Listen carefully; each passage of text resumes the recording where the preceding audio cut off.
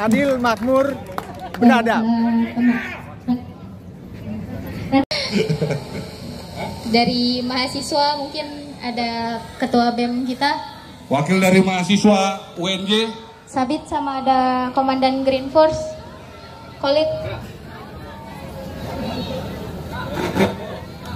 Khalid Green Force. Tuan rumah. Sama Sabit dari KBM UNJ.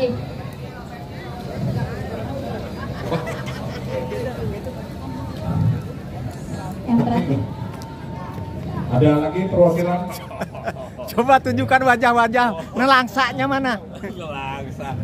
Ketipu sama Jokowi semua ini. Partai-partai aja ditipu sama Jokowi. Apalagi cuma aktivis ya kan? Ada perwakilan dari mahasiswanya. Sabit. Khalid.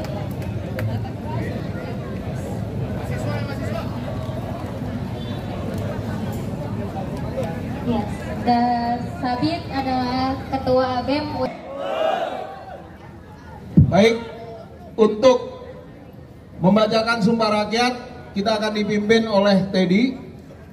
Semua mengikuti dengan keras dan tidak ada yang ragu-ragu, tidak ada yang melempem, tidak ada yang suaranya malu-malu. Semua suaranya dikeluarkan dengan suara yang paling keras. Setuju ya? Siap, terima kasih.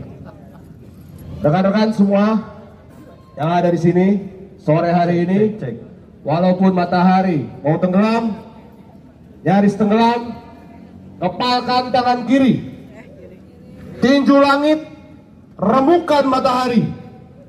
Ikuti kalimat saya dengan suara yang paling keras. Bisa?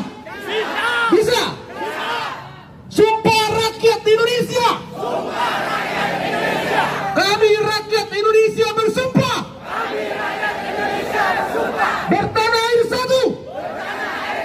Tanah air tanpa penindasan. Kami rakyat Indonesia bersumpah. Berbangsa satu. Bangsa yang gandrung akan keadilan. Kami rakyat Indonesia bersumpah. Berbahasa satu. Bahasa tanpa kebohongan. Bahasa tanpa kemunafikan. Hidup rakyat. Hidup rakyat. Hidup rakyat. Tepuk tangan buat kita semua. Terima kasih. Selamat sore. Merdeka. Baik, terima kasih. Anton. Saya bacakan. Bismillahirrahmanirrahim. Maklumat kebangsaan aktivis 98, akademisi, mahasiswa, dan pejuang pro demokrasi. Setelah 26 tahun reformasi, kita cermati dengan seksama berbagai dinamika perubahan yang saat ini tengah berlangsung, baik secara internasional, regional, dan nasional, serta tantangan dan ancaman global terhadap kelangsungan peri kehidupan bertanah air, berbangsa, dan bernegara. Maka kami, anak-anak bangsa yang terlibat dalam peristiwa gerakan mahasiswa tahun 1998, dalam menyambut bulan reformasi Mei dan melihat adanya pengingkaran akan semangat reformasi, bahkan pengingkaran terhadap Pancasila serta Undang-Undang Dasar 1945 dalam membangun kehidupan berbangsa dan bernegara, dengan ini menyampaikan maklumat kebangsaan kepada seluruh bangsa Indonesia. 1. Kami aktivis gerakan mahasiswa 98 garis lurus, akademisi, mahasiswa, pejuang pro demokrasi, dengan ini menyatakan bahwa reformasi 1998 telah disalahgunakan untuk salah satu klaim dan segelintir orang karena sudah mengkhianati cita-cita reformasi dan memanipulasi demokrasi.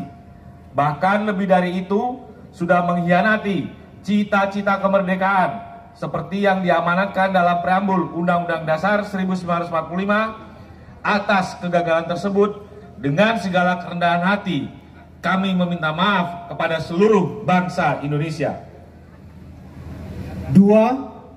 Demi penyelamatan bangsa yang sedang diambang kehancuran di tengah permainan proksi kepentingan asing, kami, aktivis Gerakan Mahasiswa 1998, akademisi, mahasiswa, dan pejuang pro-demokrasi tidak akan lagi bergerak sebagai aktivis, namun akan terus bergerak sebagai pejuang yang memperjuangkan terwujudnya cita-cita kemerdekaan yang diamanatkan dalam pembukaan Undang-Undang Dasar 1945 berdasarkan Sumpah Pemuda 28 Oktober 1928. 3.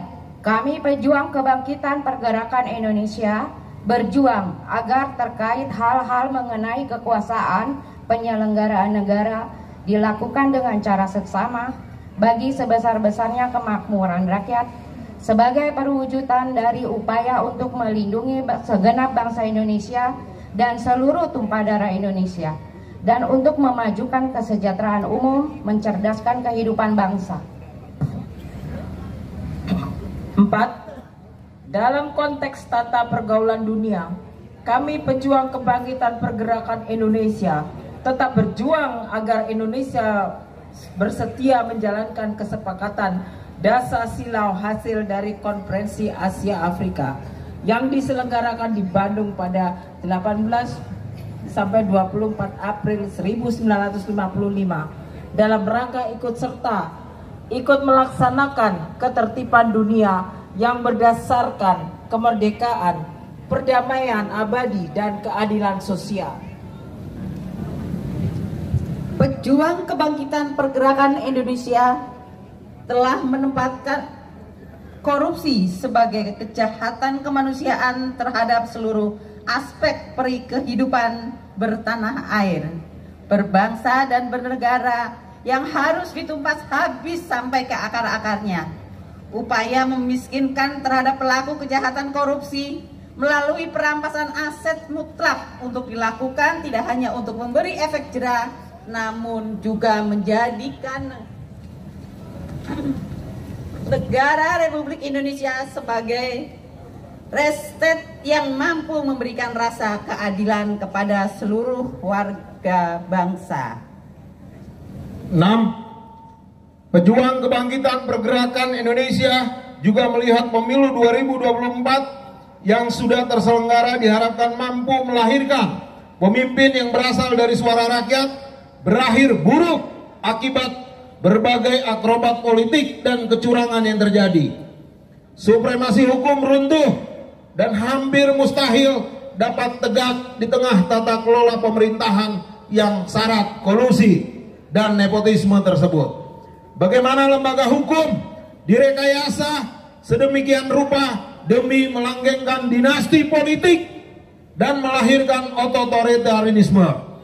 Oleh karena itu, dalam mimbar rakyat dan konsolidasi akbar aktivis 98, akademisi, mahasiswa, dan pejuang pro-demokrasi hari ini di Tenda Kenduri Perlawanan Universitas Negeri Jakarta atau UNJ menyatakan akan terus melakukan perlawanan.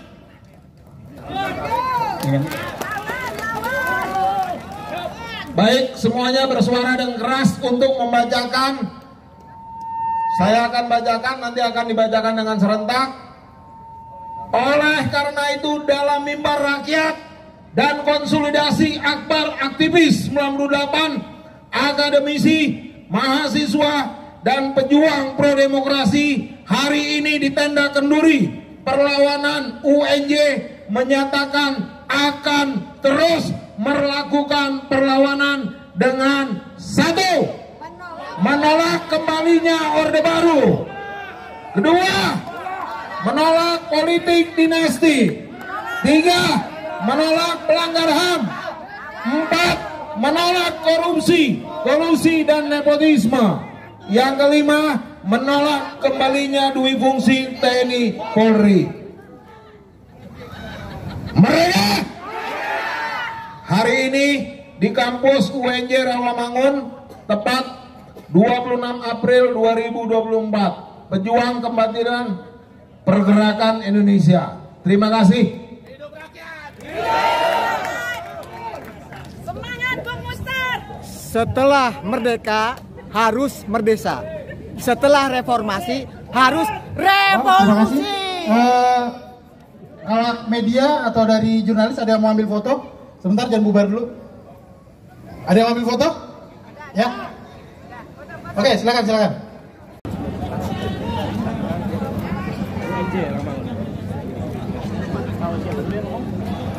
Ubed dulu Bang Ubed. Ekspresi dari kegelisahan yang ada di teman-teman pada akademisi dan teman-teman pendapat yang profesional di banyak pekerjaan. Kenapa gelisah? Karena cita-cita besar kami ketika tahun 98 itu ingin menghadirkan pemerintahan demokrasi berkualitas, kemudian korupsinya hilang, diminimalisasi, kemudian hak manusia ditinggi, dan ekonomi tidak stagnan. Itu semua selama 26 tahun ternyata justru kembali mundur. Padahal kita membayangkan tahun 2024-2025 ini setiap warga negara bisa bergaji 20 juta setiap mereka yang bekerja. Dengan kalkulasi pada saat 98 kekayaan alam kita masih luar biasa. Batu bara masih banyak, nikel masih banyak, dan semuanya. Tapi kesejahteraan rakyat makin kesini justru makin kita melihatnya stagnan, bahkan cenderung memburuk. Termasuk juga kualitas pendidikan yang indeks misalnya program internasional student assessment kita posisinya masih di bawah, masuk ke 6 besar, 10 besar ranking bawah. Padahal kita sudah 26 tahun reformasi. Kemudian demokrasi kita juga indeksnya masuk kategori flawed demokrasi yang cacat. Kemudian korupsi dengan indeks yang masih merah rapotnya, indeks manusia yang skornya hanya 3,2 dan seterusnya. Jadi kami gelisah dengan keadaan, dan apalagi kemudian dipertontonkan dengan praktek kekuasaan yang mengabaikan konstitusi dan kemudian mengabaikan hal yang di atas konstitusi, yaitu etika dan moral hidup berbangsa dan negara. Kami tentu saja sebagai akademisi, teman-teman yang lain juga berbicara, mengkaji semua persoalan itu secara akademik. Dari banyak teritori demokrasi, dari konstitusi dan lain-lain. Dan kita berdiskusi dengan banyak kawan-kawan, profesional, mahasiswa. Ternyata kita punya pikiran yang sama, kegelisahan yang sama.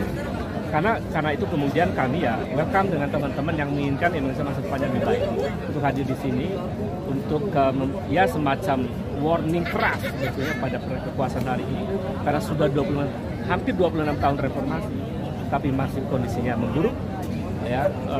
Itu yang membuat kami prihatin. Saya kira mahasiswa adalah korban dari praktek kekuasaan yang hari ini makin memburuk. Berarti pemicunya itu karena putusan kemarin penetapan presiden dan wakil presiden terpilih. Jadi salah satu puncak penting dari kegelisahan kita kaum akademis adalah ketika putusan Mahkamah Konstitusi nomor 90 itu betul-betul melukai seluruh ilmuwan di bidang hukum tata negara yang konsen dengan masa depan Republik ini. Itu salah satu puncak penting. Kalau soal kemudian putusan MK itu implikasi dari keburukan itu, artinya kita sudah menduga akan seperti ini hasilnya. Karena sejak awal sudah didesain melalui proses di Mahkamah Konstitusi yang seperti itu. Kami itu melampaui isu itu, bahwa yang kami inginkan adalah masa depan negara yang lebih baik, kepentingan negara, bukan persoalan rebutan kekuasaan. Karena mereka yang berebut kekuasaan hari ini ternyata kemudian yang menang adalah mereka yang tidak mengindahkan moralitas dan etika bernegara. Ini kan ya kami tentu saja sebagai akademisi gelisah dari keadaan ini. Jadi melampaui itu semua sebenarnya. Kepentingan kita adalah kepentingan negara, ini mau dibawa kemana dengan model kayak gini? Kira-kira silakan Bisa boleh sebutin namanya sama dari mana? Oke, saya Khalid dari UNJ sebagai tuan rumah. Di sini kami teman-teman mahasiswa Jakarta ingin fokus membahas terkait hal Dignas. Sebagaimana kita ketahui Permen 54 dan nomor 2 itu menjelaskan bahwasannya pendidikan perguruan tinggi itu semakin tinggi dan ini menjadi tempat untuk pemeriksaan pendidikan.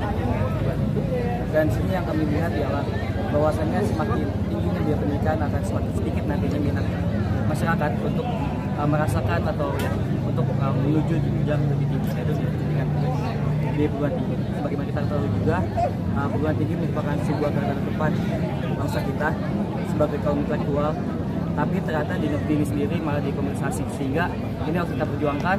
Menjelang hari Iknas, kita masih memperjuangkan untuk agar biaya pendidikan perguruan tinggi semakin rendah dan tidak dikomunisasi setiap kampus atau di Kemendikbud sendiri. Yang lain? Ya. Tengah boleh? Baik, terima kasih. Saya mahasiswa dari Banten. Boleh kencang, namanya siapa? Namanya Sandi Marta Praja. Saya koordinator aliansi mahasiswa Banten. Juga beraliansi juga dengan teman-teman WNJ di Jakarta. Hari ini sangat miris buat kami, apalagi yang di daerah, melihat situasi politik, hasil pemilu, proses pemilu, sungguh menyakiti hati mahasiswa hari ini, apalagi kami yang di daerah dan kami yang bukan anak siapa-siapa. Bagaimana tidak, kemarin atau hasil dari buah perjuangan reformasi yang membuka pikiran, membuka cakrawala kami bahwa orang yang bukan siapa-siapa bisa memimpin negeri ini, minggu lalu sirna dan hilang begitu saja dengan penetapan presiden yang kita tahu sama tahu secara prosedur, mekanisme itu melanggar etik benar. Dan kami bersama teman-teman mahasiswa Jakarta dan mungkin nanti daerah-daerah lain tegak lurus bukan kepada presiden, tegak lurus bukan kepada partai, tapi tegak lurus kepada rakyat Indonesia. Mengapa demikian? Karena rakyat tidak ada batas jabatan, karena rakyat selamanya. Dari Ketua BEM Universitas Ahmad Dahlan ya? Saya Wahid dari Ketua BEM Ahmad Dahlan Jakarta. Saya ingin menyampaikan beberapa hal yang memang menjadi problematika hari ini, menjadi keresahan kita sebagai rakyat Indonesia dengan dinamika perpolitikan dan demokrasi yang sangat miris dan sangat melanggar etika hari ini. Ketika para elit-elit partai politik, elit-elit tokoh-tokoh nasional melakukan rekonsiliasi, maka hari ini sebagai komitmen kita sebagai mahasiswa, kita berada pada barisan rakyat yang tertindas. Kita berada pada barisan yang menjadi perlawanan. Ketika mereka sedang melakukan rekonsiliasi, maka kita menyatakan sikap untuk menjadi oposisi sejati. Kurang lebihnya seperti itu. Terima kasih. Biasa. Yang dari ini video mahasiswa ekonomi. Ini aktif anggapan juga. Ayo. Bandung, sini Bandung. Jadi apa yang dilakukan hari ini tentu melampaui apa yang sedang menjadi hiruk-pikuk politik. Dalam konteks ekonomi tidak banyak yang berubah walaupun kita punya banyak momentum. Bahwa momentum itu kemudian tersia-siakan karena masih dominannya ya praktik-praktik KKN ya, yang belum bisa betul-betul diselesaikan oleh rezim pasca reformasi. Dan sampai hari ini kita juga melihat bahwa kebijakan pemerintah secara keseluruhan sudah tidak lagi konsisten ya, dengan apa yang menjadi mandat konstitusi. Walaupun Undang-Undang Dasar 45 sudah diamandemen menjadi sekian kali, sampai 4 kali, tapi amanat itu tidak sungguh-sungguh dijalankan. Anggaran pendidikan 20% itu dimanipulasi bukan untuk membuat kesempatan semua orang bisa mendapatkan pendidikan, tapi hanya pada proporsi angka 20% saja dari total belanja APBN. Jadi tidak dipikirkan dampaknya terhadap peningkatan kualitas pendidikan kita. Dan yang terakhir, pada masa-masa yang sekarang ini kita melihat bahwa dolar kembali menguat terhadap rupiah, itu karena semata-mata kita tidak bisa memperbaiki ekonomi kita. Jadi kita semua apa-apa impor. Jadi impor kita terlalu banyak, bukan hanya impor BBM, tetapi juga kita sudah mulai impor sayur, impor susu, impor daging, di samping impor beras. Dan di samping impor-impor itu kita juga punya beban utang pemerintah dan swasta cukup besar. Jadi ekonomi kita secara gradual cenderung melemah. Ya. Nah, capaian-capaian ekonomi itu hanya dirasakan oleh segelintir orang saja yang menjadi pemain utama ekonomi nasional kita. Oleh karena itu, semangat yang dibawa oleh 98 itu adalah mengembalikan pada apa yang menjadi cita-cita kemerdekaan, bahwa negara itu hadir ya untuk melindungi segenap bangsa dan umat Indonesia. Yang kedua, mencerdaskan kehidupan bangsa. Yang ketiga, memajukan kesejahteraan umum. Dan yang keempat, ikut serta menjaga ketertiban dunia. Jadi peran serta kita, kehadiran kita sebagai sebuah negara itu adalah memperkuat kita sebagai sebuah negara untuk ikut berperan serta dalam kancah internasional gitu ya. Nah, tapi perilaku yang dipertontonkan hari ini kepada kita itu tampaknya lebih menguat pada kepentingan kelompok dan golongan untuk mempertahankan kekuasaan. Dan hari ini kita lihat dengan mata kepala kita sendiri, ya seorang presiden bisa mengendorse anaknya untuk jadi wali kota, mantunya untuk jadi wali kota, dan tidak segan-segan ya untuk kemudian bisa mendorong anaknya menjadi wapres. Ya, situasi ini pun tidak terjadi pada masa Orde Baru. Itu kan Soeharto hanya mengendorse anak-anaknya untuk bisnis saja. Banyak bisnis yang diserahkan kepada anak-anak Soeharto, tidak pada kekuasaan. Tapi hari ini bisnis dan kekuasaan sudah dikuasai oleh penguasa yang berkelindan dengan yang namanya oligarki. Nah, ini persoalan penting yang substansial saya kira harus menjadi perhatian kita semua, melampaui apa yang disebut oleh orang-orang hari ini soal rekonsiliasi yang tidak pernah jelas arahnya mau kemana, kecuali mengarah pada bagi-bagi kekuasaan untuk sama-sama mengkhianati konstitusi. Saya kira itu. Mahasiswa Bandung. Apa aja? Mahasiswa Bandung dan seluruh mahasiswa daerah senantiasa menciptakan gerakan-gerakan kecil untuk menjadi letupan-letupan di daerah dengan membawa isu yang sedemikian sudah tahu kawan-kawan semua, yang dimana isu dinasti politik, isu pelanggaran HAM, isu korupsi, kolusi dan nepotisme semuanya telah disebarluaskan secara masif karena mahasiswa seluruh Jawa Barat terutama tidak ingin terjadi lagi seperti kejadian abang-abang yang 98 dulu. Dan kita selaku mahasiswa daerah berterima kasih telah abang-abang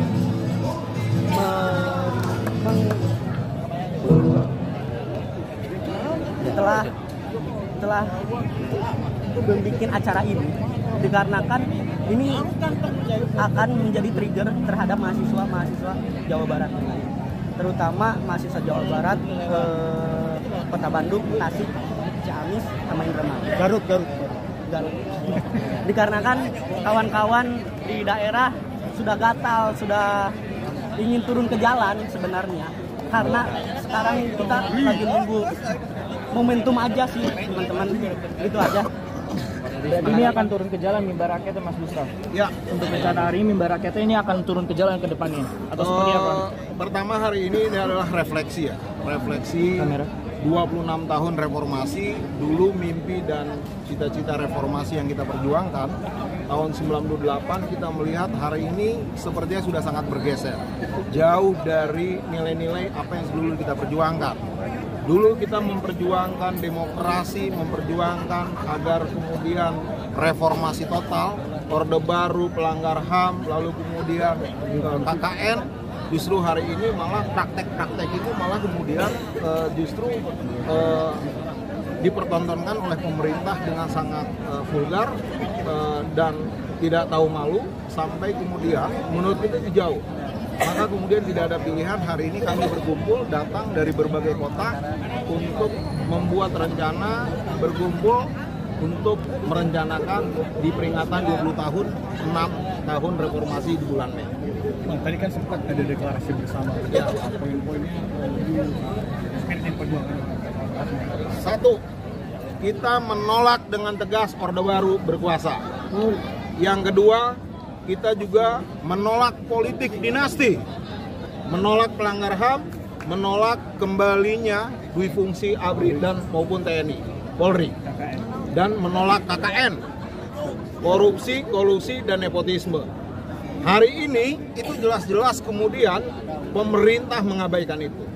Presiden Jokowi malah kemudian melanggengkan itu, dan menurut kami itu mengkhianati cita-cita apa yang kita perjuangkan. Berarti nanti pas lanjut dari deklarasi tadi apa? Konsolidasi, kami akan berkumpul, akan merencanakan sesuatu, dan artinya konsolidasi yang akan menuju bulan Mei ini kita akan sedang persiapan. Berarti intinya akan meminta pemerintah turun seperti itu, Pak? Kita akan konsolidasi total. Ada kelompok teman-teman mahasiswa yang dari berbagai daerah pasti juga punya rencana juga teman-teman kelompok akademisi juga berkumpul, juga sudah punya rencana. Begitu juga teman-teman aktivis 98 dari seluruh berbagai kota hari ini sudah datang berkumpul juga membuat rencana yang sama. Rencananya dan kapan akan dilakukan pada bulan Mei? Mungkin puncaknya adalah peringatan 26 tahun reformasi, 20 Mei. Lokasinya sudah tahu di mana nanti? Belum. Itu sedang nanti kita rencanakan. Kalau ada anggapan menjelang pelantikan disebut-sebut sebagai upaya menggagalkan pelantikan, kemarin PKN Prabowo Gibran ada yang seperti itu kira-kira? Oh, kita tidak ada urusan, kita tidak ada upaya untuk kemudian merespon soal itu. Kita melihat bahwa reformasi sudah gagal. Reformasi apa yang kita perjuangkan 26 tahun lalu sudah bergeser dan jauh dari nilai-nilai kita itu. Itu yang kemudian membuat kita marah, kecewa, dan mau tidak mau harus berkumpul kembali. Oke, itu Bang. Cukup ya.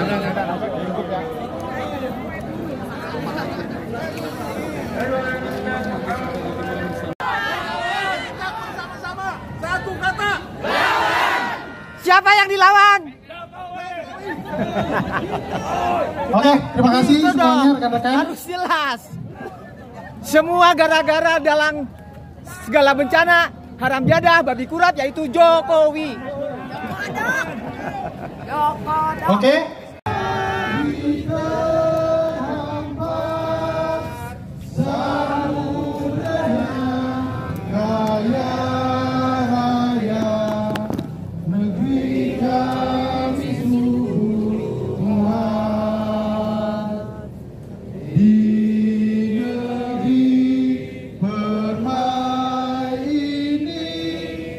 Berjuta rakyat bersimbah luka, anak guru tak sekolah, pemuda desa tak kerja.